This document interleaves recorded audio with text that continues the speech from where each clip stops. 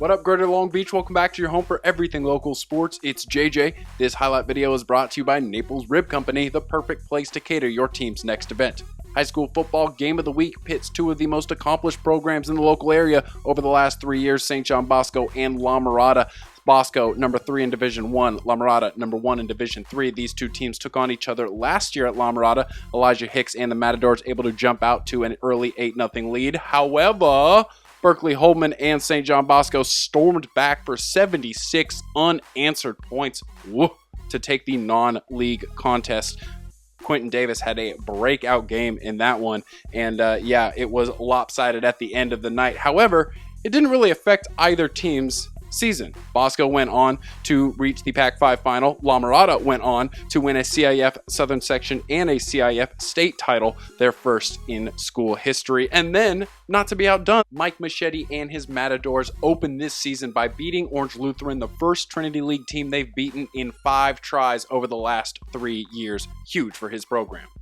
After doing this for 3 years of playing, getting embarrassed by Servite, getting embarrassed by Bishop Amont, St. John Bosco, Mater Dei, the kids kind of see that the hard work finally pays off. We have a little bit of confidence, but our approach as a program, we really try to turn the page, whether we win or lose. The kids are refocused. They understand, we have nothing but respect for St. John Bosco. They're one of the top teams in the nation. It's just an incredible opportunity for these kids to compete against the best in front of a huge crowd at home and see what happens.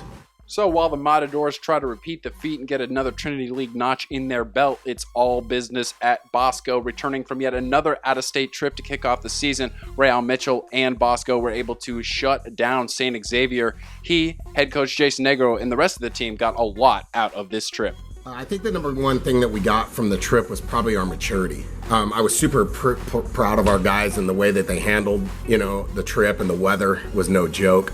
With the humidity and things like that, and then the hour lightning delay. Back in 2014, it totally affected us in Vegas, and here in Ohio, it didn't affect us at all. So really happy about that, and our kids kind of came together and bonded, so we got exactly what we wanted out of it. Developed a lot of team chemistry. We know who our playmakers are, and we know who we have to get the ball to. And against La Mirada, they're a pretty solid defense, and for the most part, their team's bigger than St. Xavier and more talented that we think.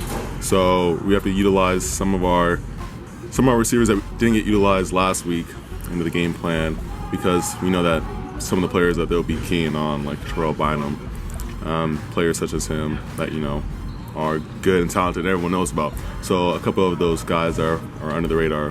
We'll probably have some big games coming up. So Friday night, 7 o'clock, Goodman Stadium, Big Bad Bosco rolling into La Mirada. Obviously just one of the many games we have on the docket here in the local Press Telegram coverage map. So stick with us and check out all of the previews at presstelegram.com. Thanks as always to all of our sponsors, including Papa Lucci's, a great place to eat on 2nd Street. All of your local coverage you're going to find right here at GazetteSports.com and the Press Telegram.